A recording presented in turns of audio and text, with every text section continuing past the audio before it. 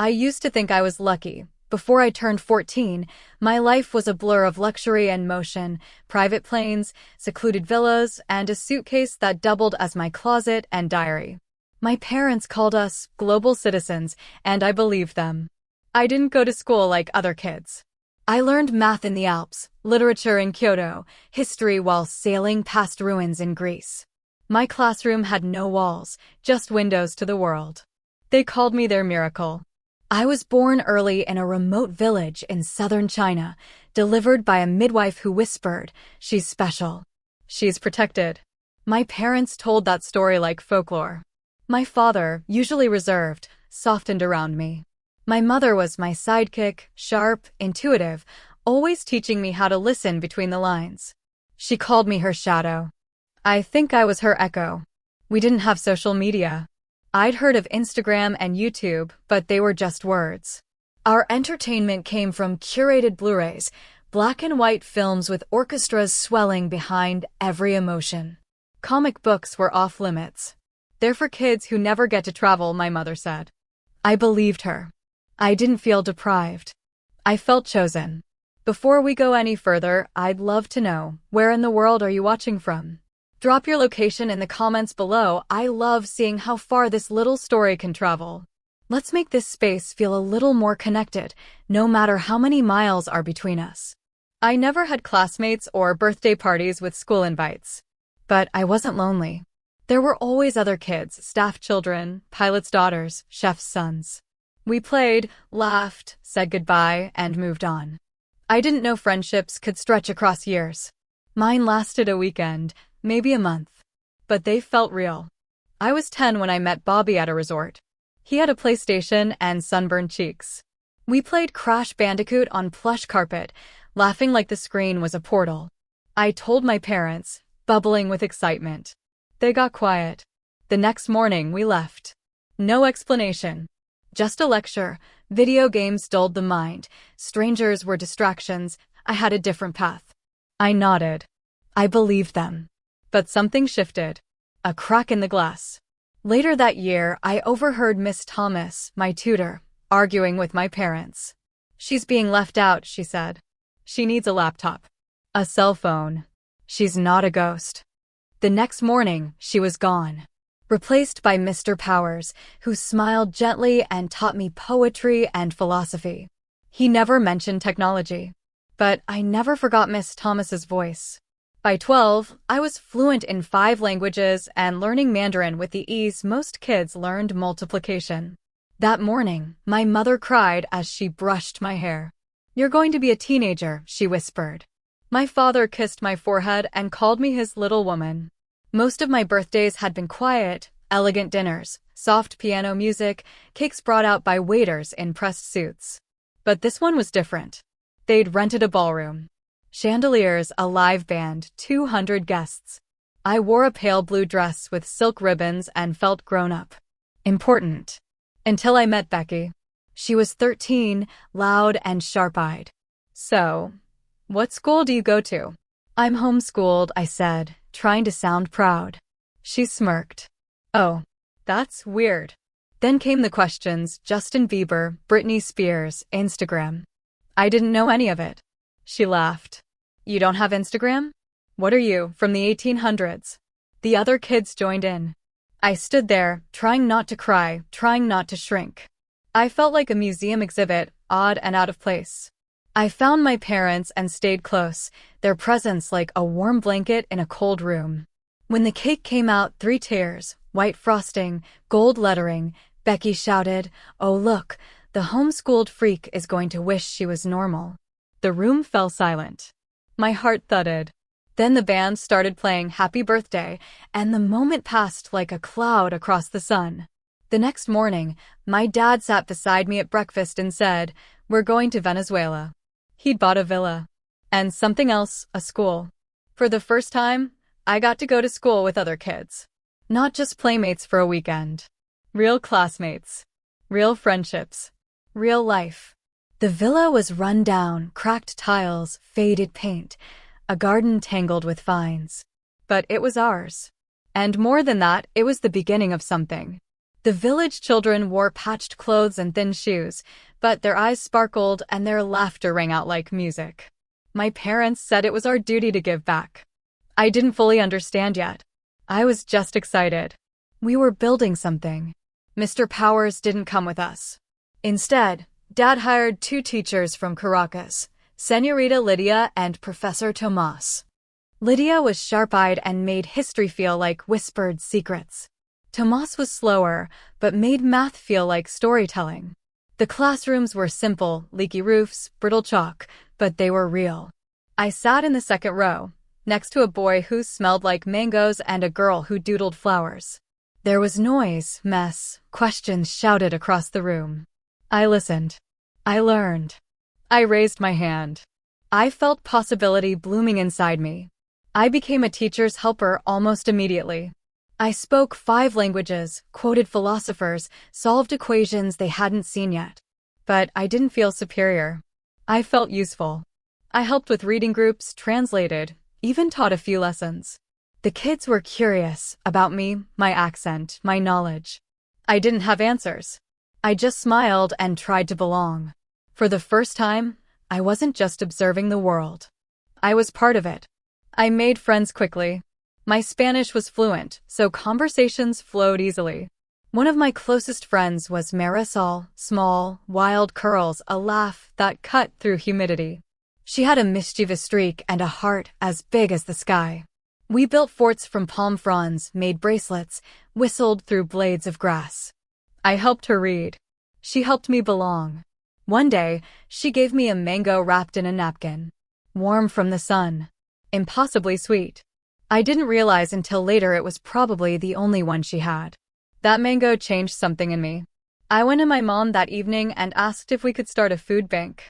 Not just handouts, something that felt like dignity. She said yes. I knocked on doors, explained my idea in Spanish and hopeful smiles. I asked for rice, beans, fruit, anything they could spare. I bought bulk from local growers with money my parents gave me. Every Monday, we delivered care packages.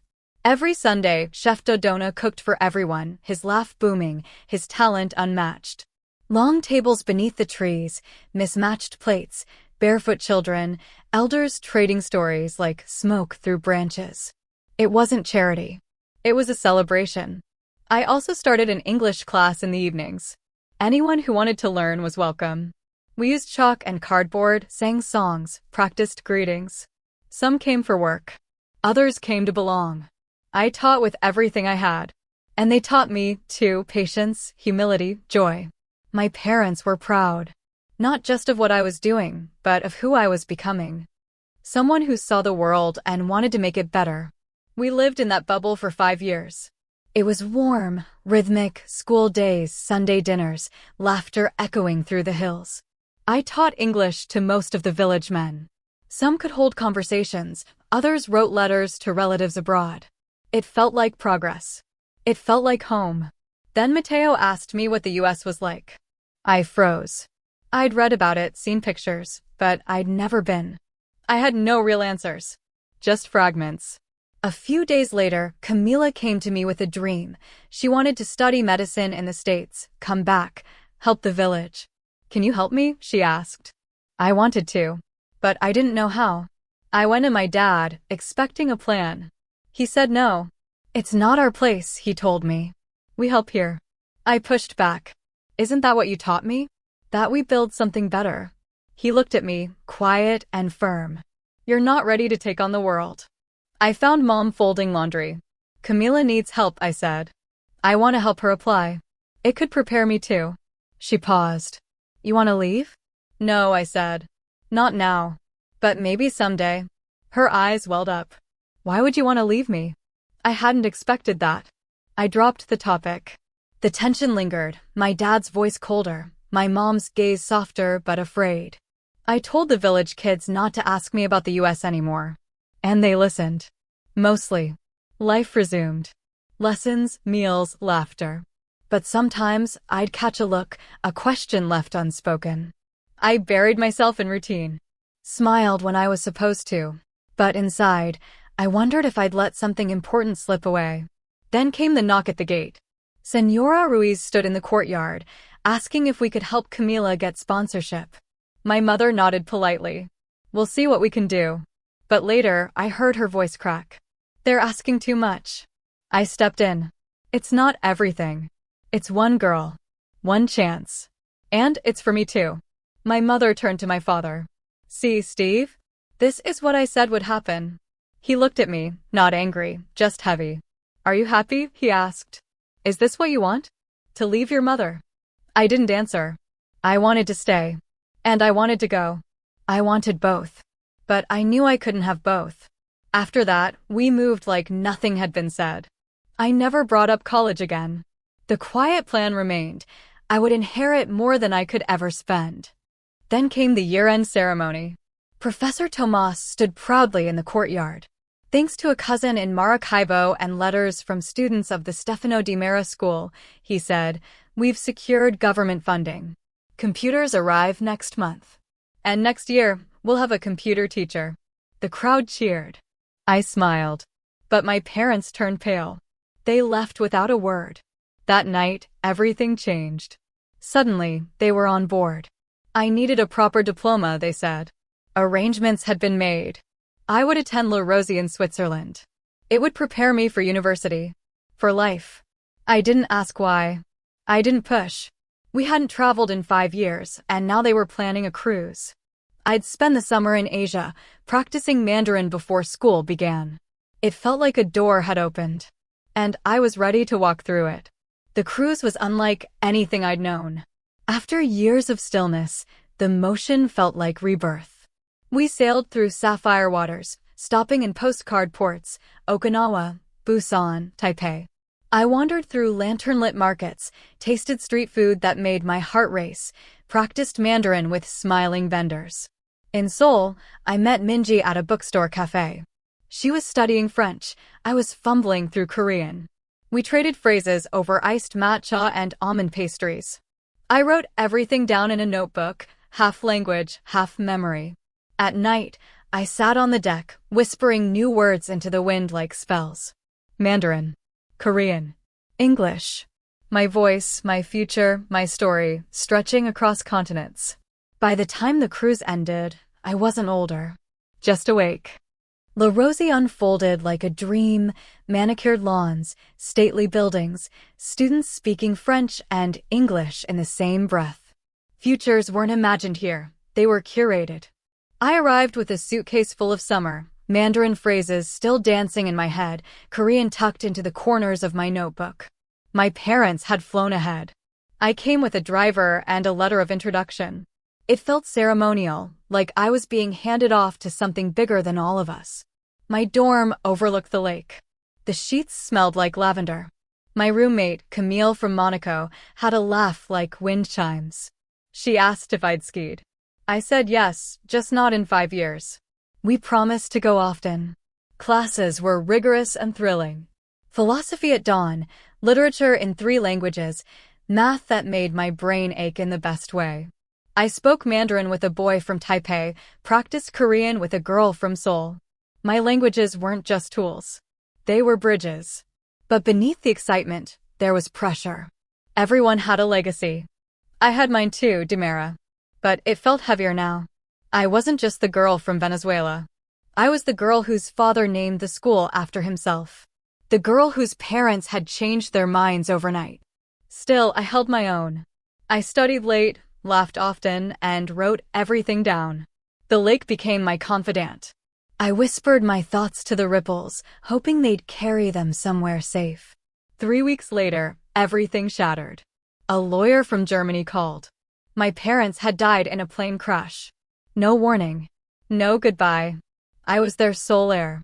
I flew to Germany to bury them, to sign papers, to become something I wasn't ready to be. I was in shock. Why Germany? What about Venezuela? The truth hit like cold wind. We were rich, yes. But they owned nothing. No land. No home. Everything had been sold before I was born. The school? Given away the moment we left, with one condition. The name had to be changed. I signed everything. Held their memorial in a city that had never known them. I stood in a room full of strangers and said goodbye to the only people who had ever shaped my world. I tried to return to school. I needed structure. But there were issues with my documentation. I needed an updated birth certificate. I reached out to the lawyers who delivered the will. They went cold. We don't handle that. No help. No guidance. Just silence. I was alone. Wealthy, yes, but adrift. My German was rusty. The streets were cold. I didn't know where to go. And then it was Christmas Eve. I wandered through quiet neighborhoods until I reached a frozen lake. I stared at the ice, numb. Then I cried. Loudly. How dare you leave me? I screamed. A man appeared, kind eyes, broken English. Are you okay? I answered in German. Just sad. He smiled. No one should be alone today. Come. My wife and daughter will make soup. I followed him. His home smelled of pine and cinnamon. The fire crackled. His wife and daughter welcomed me with warmth and soft voices. They invited me to stay the night, to spend Christmas with them. The next morning, more family arrived, cousins, grandparents, and neighbors. The house was filled with laughter and stories. I didn't know family could be so big, so loud, so alive. My parents had never spoken of cousins. Their own parents had died before I was born. It had always been just the three of us. But here, in this house of soup and stories, I saw something new. The table was set with care. A traditional German Christmas dinner, roast goose glazed with sour cherry, braised red cabbage with apple and bacon, pillowy potato dumplings, golden spatzel. It was rich, hearty, made with love. And for the first time in weeks, I felt full. I didn't know these people, but they treated me like family. After the dishes were cleared and the fire dimmed, I told them everything about the crash, the inheritance, the school I couldn't return to, the silence from the lawyers. I was only 18. Ruth hugged me. No words, just warmth. Then Richard, her husband, said quietly, I'm a private investigator. I'll do what I can. That night, I returned to my hotel, the silence heavier than before. But I stayed in touch. Richard and Ruth became anchors, gentle voices in a storm I hadn't yet named. It didn't take long. Richard found something that stopped me cold. I had grandparents. Alive. In the United States. My mother's family in Dallas. My father's in South Haven. I'd been told they died before I was born, car accidents, plane crashes. But they were alive. And suddenly, everything I'd believed felt like a story someone else had written. I asked for time to process. Richard nodded but insisted I come to supper. That night, we didn't talk about family. His daughter, Alina, chatted about the upcoming New Year's Eve dance. She showed me her dress, asked if I'd ever been to one. I hadn't. She laughed and said I had to come. For a few hours, I forgot. Forgot the weight of being rootless. Forgot the lies. I was just a girl at dinner, laughing with people who felt like home. Later, back in my hotel suite, it hit me. I cried myself to sleep. The next morning, the light felt softer. I told Richard and Ruth I was putting everything off until January 3rd. No calls. No decisions. Just the dance. They agreed. Ruth handed me tea. Richard nodded, kind but unreadable. I asked Alina to take me shopping. And I'll buy you a dress too, I added, half joking. She laughed. You don't have to bribe me. Shopping is my love language. I smiled, then hesitated. I've never actually gone shopping before. My parents just bought things. They showed up in my closet. There was a pause. Ruth and Richard exchanged a quiet glance. Alina blinked. Wait, you've never been to a dance either? I shook my head. Not once. She looked at me like I'd just said I'd never had ice cream. Okay. This is officially a makeover mission. We hit the boutiques downtown, velvet couches, curated racks. Alina moved like she belonged. I followed, awkward at first, then slowly warming to the rhythm. She pulled dresses with stylist precision, emerald, green with drama, silver sequins like stars, midnight blue with quiet elegance. Alina twirled in champagne tulle. Too fairy tale? Perfect, I said. You look like the main character. We laughed. We posed. We took mirror selfies. For a few hours, I wasn't the girl with a shattered past. I was just Tasha, picking out a dress with a friend who treated me like family. I chose the midnight blue. Alina gave it a thumbs up. You're going to turn heads. The room was warm, scented with hairspray and curling irons. Ruth had laid out makeup like art supplies, and Alina hummed to a playlist that sounded like confidence. I sat frozen in front of the mirror. I'd never worn makeup. Never had my hair done by anyone but Mom. And suddenly, it felt wrong. I was in mourning. What would Dad think, me dressing up, going to a dance, smiling? Ruth noticed. She placed a hand on my shoulder. Tasha, she said gently, they taught you to be strong. You built something in Venezuela. You gave back. You led. You're not forgetting them. You're honoring them by living. Alina chimed in, bright, and you deserve this. You've been through hell. Tonight, you get to be the beauty queen of the night. I smiled. Just a little. And let Ruth start on my hair. The gymnasium pulsed with unfamiliar music, synths, bass drops, voices that danced. I blinked under the colored lights, the bass thumping in my chest, the synths twisting through the air like something alive. It was loud, but not just loud. It was different. Alina leaned in, grinning. You okay? I shook my head slightly, still watching the crowd move in perfect time to a beat I couldn't quite catch. I've never heard music like this before. Her friend Anna spun past us, sequins flashing. It's huge in Germany. You've seriously never heard the stuff? No, I said, almost laughing at how strange it felt to admit it. I didn't grow up with anything like this. My music was slower, softer. This feels like, I searched for the word. Like electricity. Alina grabbed my hands. Then come on. You have to feel it, not just hear it. And before I could protest, she pulled me into the middle of the floor, where the beat swallowed everything else. We danced. We laughed. We sang lyrics I barely knew. And for the first time, I didn't feel like a museum exhibit. I felt like a girl who belonged. By night's end, I was exhausted. My cheeks hurt from smiling. My feet ached. I crashed at Richard's house, curled up in a borrowed hoodie. Ruth handed me water. You looked happy tonight. I whispered. Morning came with the scent of fresh bread and sizzling bacon. Ruth hummed jazz at the stove. Alina sat at the table, phone in hand. Morning, superstar, she said. Then she burst out laughing and showed me a video, someone lip-syncing to Oops. I did it again, exaggerated and theatrical. What is this? I asked. It's TikTok, she said. You don't know TikTok? I shook my head. She blinked. Okay, but you've got Instagram? Facebook? X. At Instagram, something cracked open. I was 12 again. Becky. My birthday. Her voice slicing through the room. Oh look, the homeschooled freak is going to wish she was normal. I told the story quietly. The table went still. Ruth paused at the stove. I didn't cry. I didn't shrink. I just told it. Alina reached across the table and squeezed my hand. Well, that's over. You're not that girl anymore. That afternoon, as neighbors came and went with pastries and laughter, Alina sat beside me on the porch. Let's fix this, she said. We started with Instagram. She helped me choose a profile photo, one from the dance, where I looked like I belonged. Then TikTok. She showed me how to scroll, follow, and post. I watched people share their lives in 30-second bursts. It was strange, but not unpleasant. By sunset, I had a username, a bio, and a handful of followers. I didn't feel like a museum exhibit anymore. I felt like someone stepping into the present, one post at a time. The porch was quiet now. The sun had dipped low, casting long shadows across the lawn.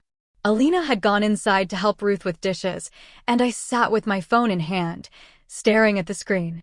My new Instagram profile glowed softly, one photo, a few followers, a bio that simply said, "Learning to live again." Inside, Ruth was laughing at something Alina said. The kitchen light spilled out onto the porch, warm and golden. I stood up, phone in hand, and walked back inside. It was a Tuesday when Richard called. His voice was clipped, formal, nothing like the warmth I'd grown used to. I need you to come to my office, he said. I agreed, uneasy. His office was sleek and sterile. No welcoming scents, no jazz, no laughter. Just books, certificates, and a desk that felt like a command post. He gestured for me to sit.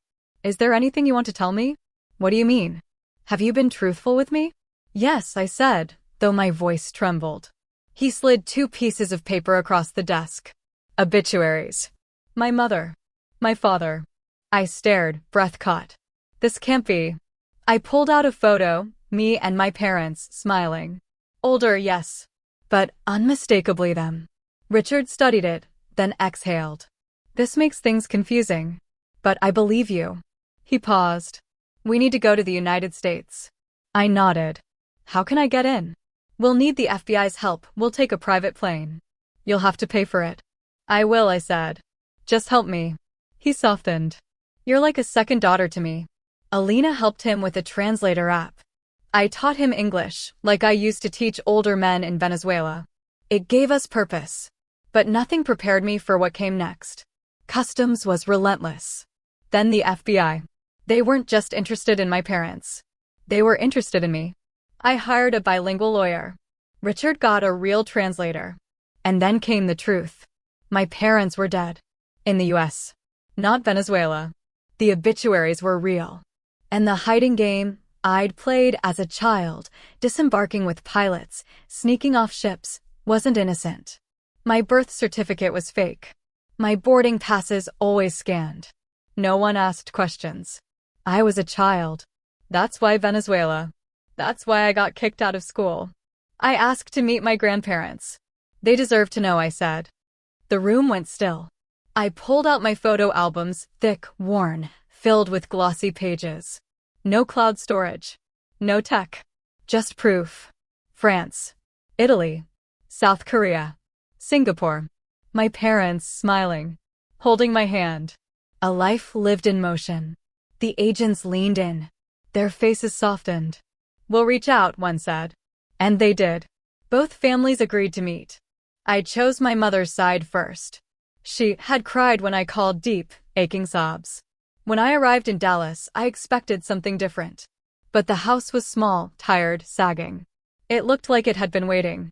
Inside, it was warm. Cookies fresh from the oven. Sweet tea. Miss Jones, my grandmother, welcomed me like a memory I hadn't lived. We sat at the kitchen table, flipping through albums, mine and hers. Me and Mom in France. Her and Mom barefoot in the grass. Then the door opened. A tall man. Boots thudding. He looked at me, then at his mother. What gives her the right to upset you? His eyes landed on a photo. Me and Mom. Lily, he whispered. She's a friend of your sister, Miss Jones said. I'm her daughter, I said. He froze. That's not possible. She had a hysterectomy at 20. I felt the room tilt. What about my grandfather? He's in a home. Dementia. He pointed to another photo. Who's this? Her husband. My father. Stefano DiMera. Steve. They exchanged a look. Miss Jones said, she must have loved you like her own. Her voice cracked. When can I see her?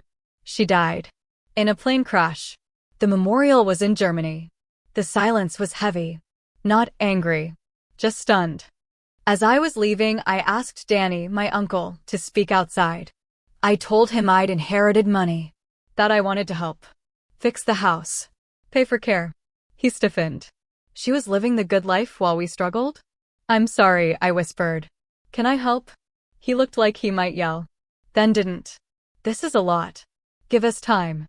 I didn't realize how tired I was until I left Dallas. Their words echoed. She couldn't be your mother. Maybe she was a stepmom. Maybe that's why everything was kept secret. I didn't have answers. Just questions. And a long drive ahead. The FBI agents drove through the night.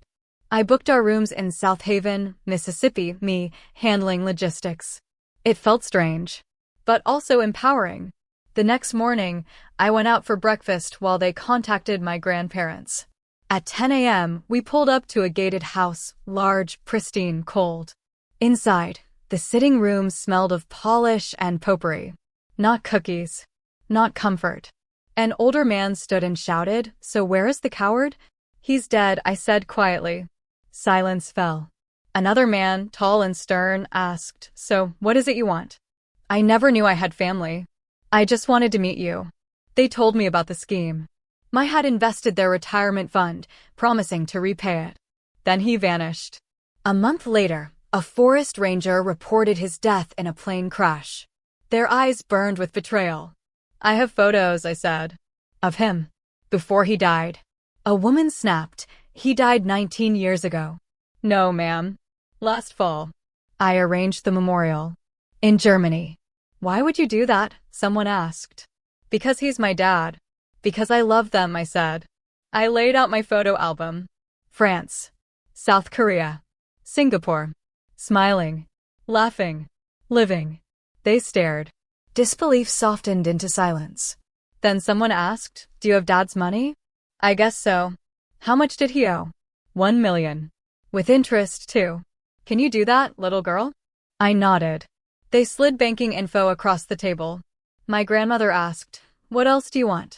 "Nothing," I said. And I left. I had hoped for love, for connection.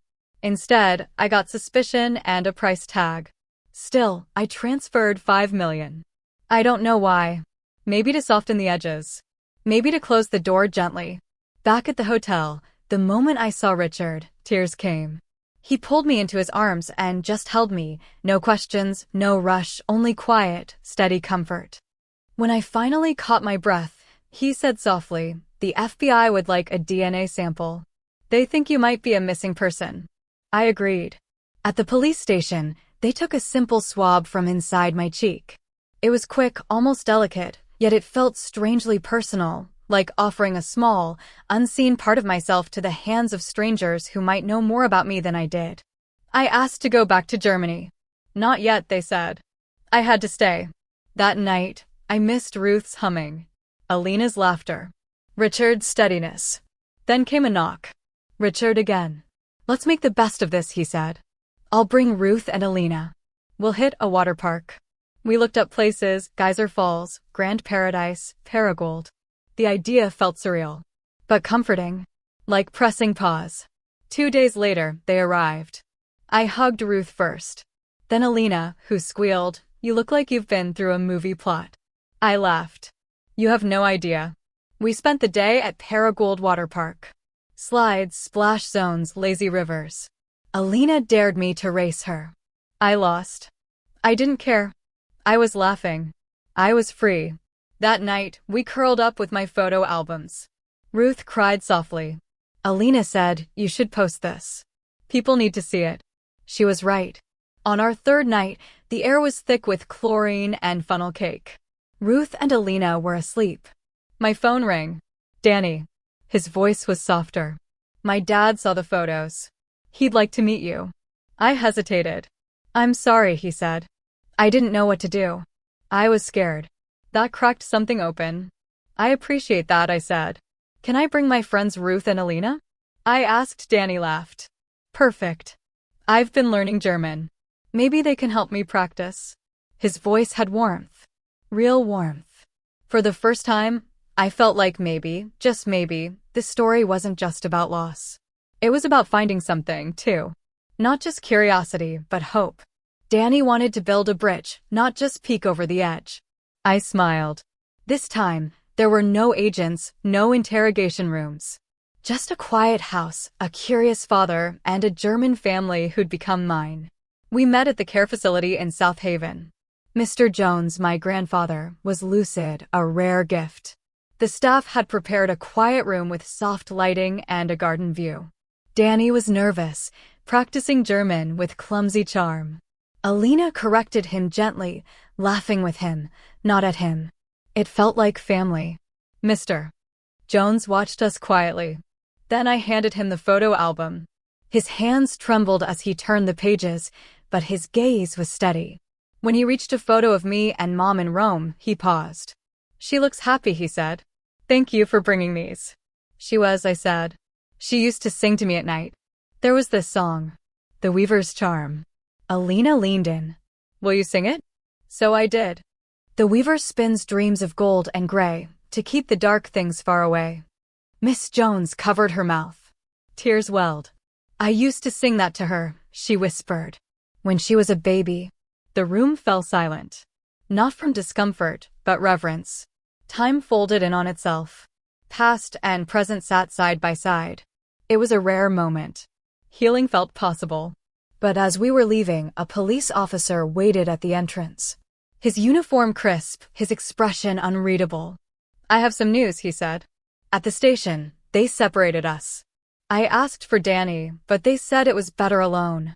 Inside, the air was heavy. The officer sat across from me. We ran your DNA, he said. It matched a missing persons case from New York. A baby taken 17 years ago. I blinked. Kidnapped? He nodded. Your biological family has been searching for you. Your mother never gave up hope. I couldn't speak. My throat tightened. The floor felt like it was tilting. I need time, I whispered. Then asked, what does this have to do with Danny Jones? The officer hesitated. We found Lily and Steve. You found their bodies? No. They were arrested. With a 2-year-old boy. No documentation. They tried to bribe a customs officer. A boy. He didn't speak clearly. They thought it was babble. But it was Finnish. He kept asking, where's my mommy? I gasped. My heart dropped. I need to leave. The officer nodded. Just stay in touch. At the door, I turned. So, they were trying to abandon me? He looked up, eyes full of something I couldn't name. Sorry, he said quietly. But yeah.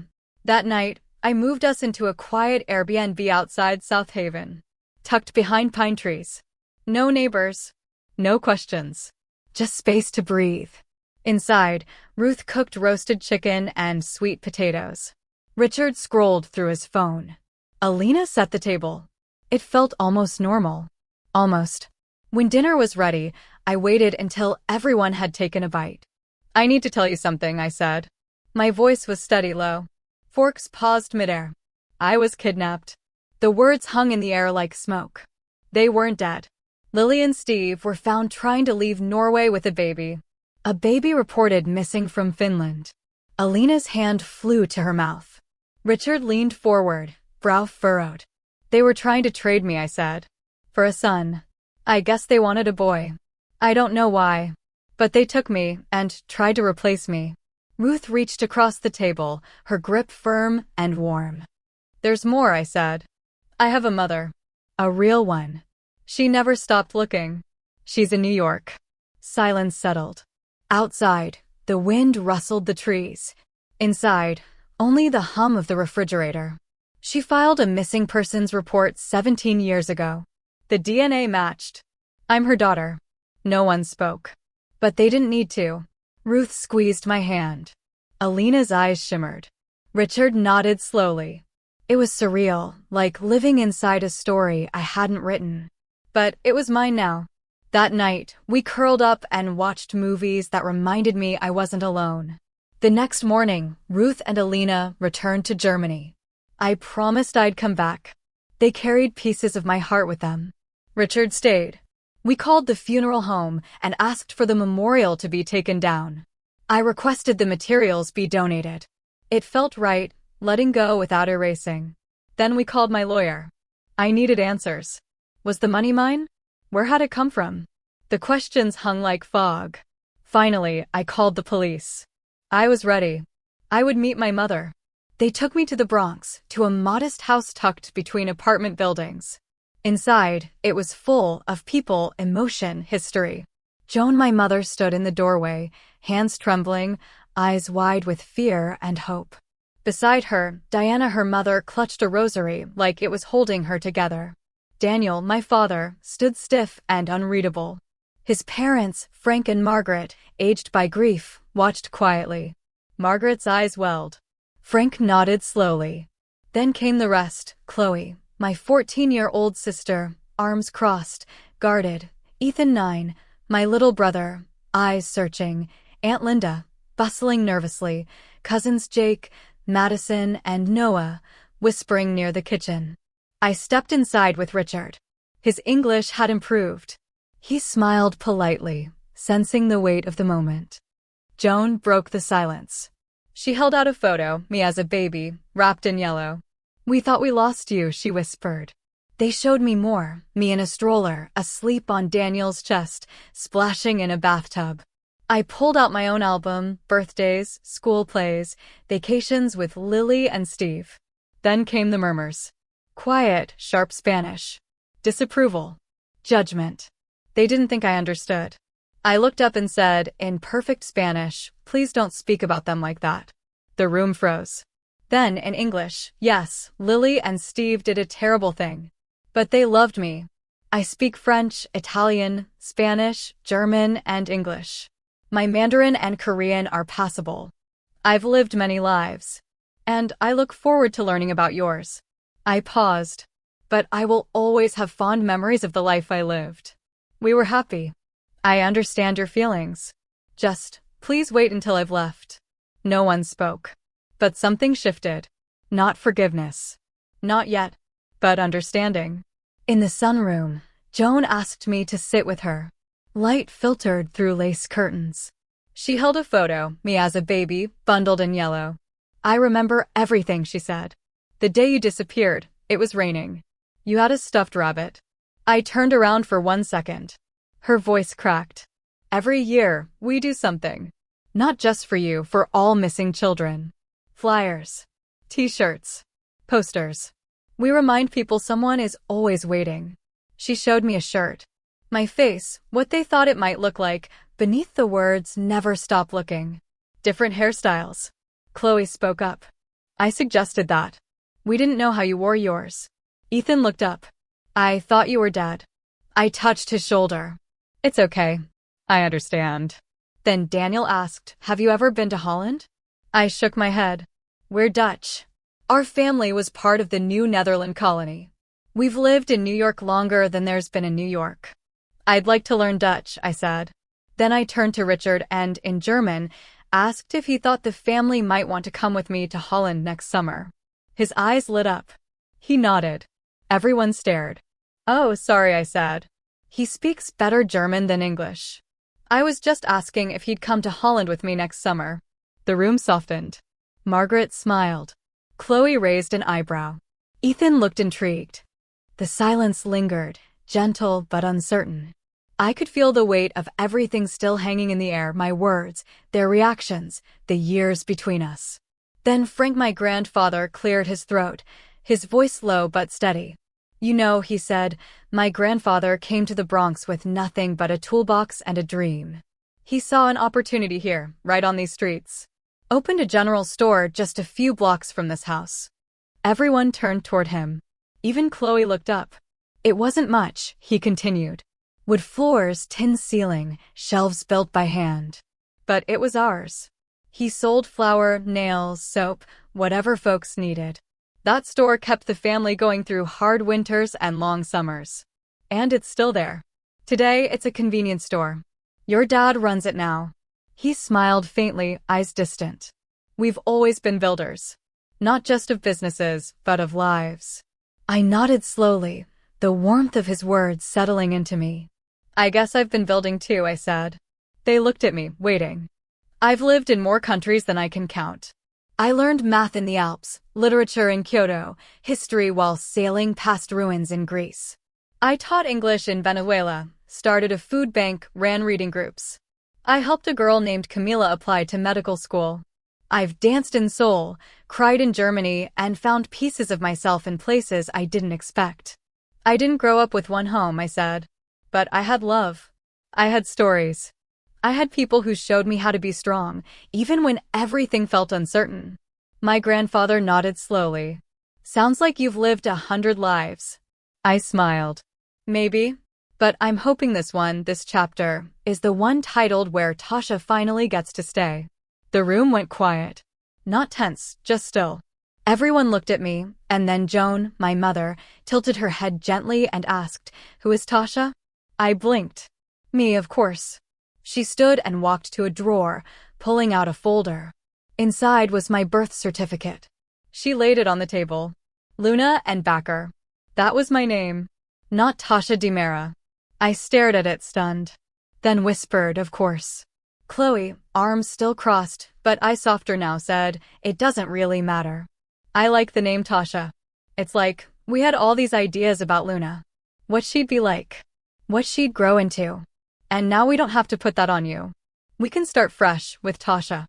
I laughed, a little breathless. Well, hold on. I like the name Luna. Give me some time. Richard, who'd been quiet through most of it, finally spoke. This is all so much. I think everyone will need some time. Just then, the front door opened and in walked Tony, Linda's husband. He'd come straight from the store, still in his work shirt, a little dusty, a little tired, but smiling wide. He was Hispanic and had hoped to meet me ever since he heard I was coming. I didn't want to miss this, he said, shaking my hand warmly. It was decided, almost without words, that we'd all go have supper at his family's restaurant.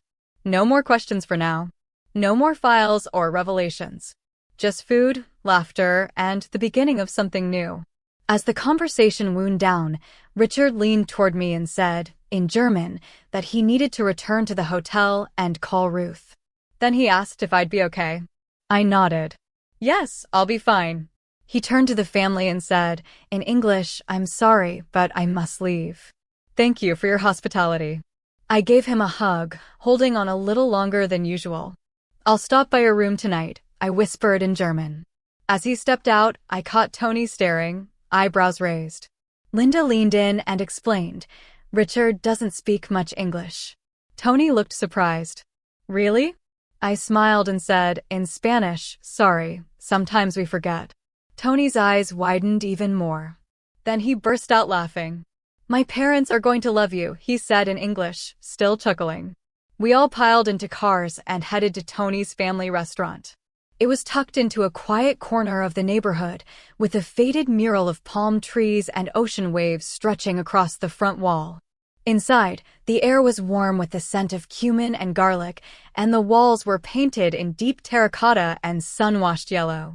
Woven baskets hung from the ceiling. There were old black and white photos framed along the back wall, Tony's grandparents, smiling in front of the original storefront. It reminds me of Venezuela, I said, looking around. The colors, the warmth, the way everything feels lived in and loved. Tony smiled. That's because my grandparents emigrated from there. This place is built on their recipes, their stories. We spent the meal swapping memories. I told them about the food bank in the village, the Sunday feasts under the trees, the way Chef Dodona could turn scraps into celebrations. I described the mango Marisol gave me, wrapped in a napkin, like a gift. Tony shared stories of his abuela's arepas, his grandfather's long days at the market, the way they built this place from nothing but faith and flavor. We laughed. We cried a little. We passed plates and stories like they were meant to be shared.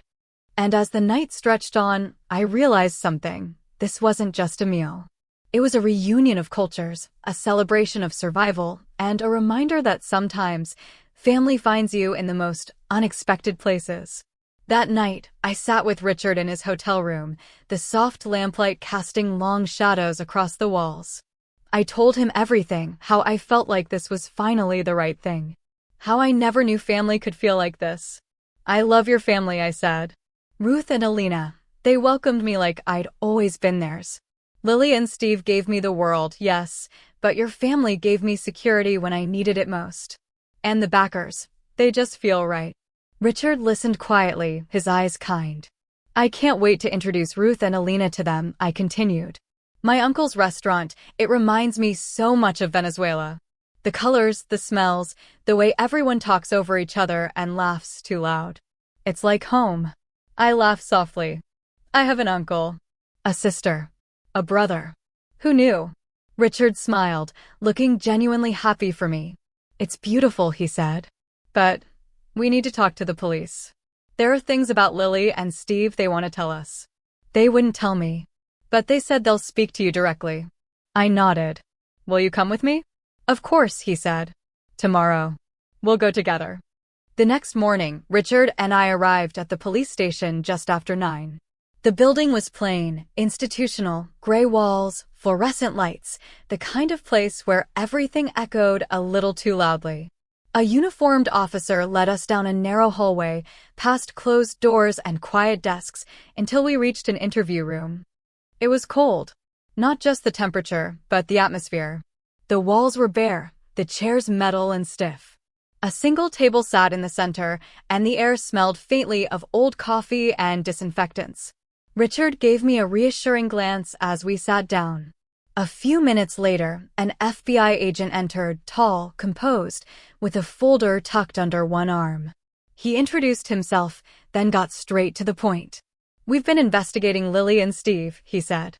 "They've been involved in international smuggling, drugs, money, possibly more. We need your help." I blinked. "My help?" He nodded. "Your photos. We believe they used you as cover while moving across borders. If we can trace the countries you visited, it helps us build the case." I told him I had albums, hundreds of photos. France, Italy, South Korea, Venezuela. He asked if I had any information on the lawyers who contacted me after their deaths. "I have a number," I said. "But they disappeared after I asked for help. They were rude, dismissive, and then they were just gone." "And what about the money? Am I going to get to keep it?" The agent exchanged a glance with the officer in the room. "That depends," he said. "If we can trace the funds and confirm they weren't part of the laundering operation, it'll be up to the German government. But for now, it's yours." I gave them the bank information. They ran it through their system. After a few minutes, the agent looked up. "It's been transferred so many times, through so many channels, it's clean. You're in the clear." I exhaled, relief washing over me. But then he added, "There's one more thing." I braced myself. "Lily and Steve, they've denied knowing you." I stared at him. "What?" "They're claiming you were never in their care. It's an attempt to avoid kidnapping charges." I felt the room tilt. Richard reached for my hand, grounding me. "They raised me," I said quietly. "They were my parents." The agent nodded. "We know. But they're trying to rewrite the story. That's why your photos matter. Your memories. Your voice." I looked at him, steady now. "Then I'll give you everything I have." And I meant it. Because the truth wasn't just mine, it was the only thing that couldn't be erased. The next day, with Richard back in Germany chasing down the lawyers, I wandered the streets of New York alone. I didn't want to see the sights. No Empire State Building, no Times Square. I wasn't a tourist, I was trying to piece together a life. Could I go to college? I didn't have a formal education. Should I call the Joneses and tell them I wasn't really their granddaughter? What about the DiMeras, so cold, so distant? Would they even care? Should I stay in New York? Or go back to Germany? Richard and Ruth had been kind. Steady. But the Bakkers, they felt like home. Like something I hadn't known I was missing. Was I Tasha? Or Luna? And if I wanted to stay Tasha, would I have to legally change my name? I was so deep in thought, I didn't even realize where I'd ended up until I looked up and saw the faded mural of palm trees and ocean waves. My uncle's family restaurant. I hadn't meant to come here, but my feet had made the decision for me. I slipped inside, hoping to go unnoticed. A bowl of pozole and some tamales, that's what I needed. Something warm. Something grounding. But Miss Gonzalez heard my voice and came over, her apron dusted with flour, her eyes sharp and kind. She sat down across from me without asking. "Tell me what's on your mind," she said. I didn't know where to begin. So I just started talking. She listened. And kept the food coming. A bowl of rich, red broth. Tamales wrapped in soft corn husks. A glass of horchata that tasted like childhood. Finally, she looked at me and said, "You've had a wild life for a—" She paused. "How old are you?" That's when I broke. "I don't know," I whispered. I thought I was about to turn 19. I thought my birthday was July 20th. She didn't flinch. Just moved closer and let me cry on her shoulder. After a while, she said softly, "Answers don't come from wondering. They come from asking. I've known the Bakkers a long time. You should talk to them." And I knew she was right. I made my way back to the hotel, planning to call Danny Jones. But he called me first. His voice was quiet, heavy. His father had passed away. And all the news about Lily had triggered a heart attack in his mother. She died too. "I thought you should know," he said. I thanked him for calling, then told him the truth. "Your sister kidnapped me. You're not really my uncle." He paused. "I know. The police told me. But you were kind to my parents. You treated them like family. I felt you deserved to hear it from me. After we hung up, I tried calling the DiMeras. I didn't want anything, just clarity. But the moment I introduced myself, they cut me off. You're not getting the money back, they snapped. I never asked, I said.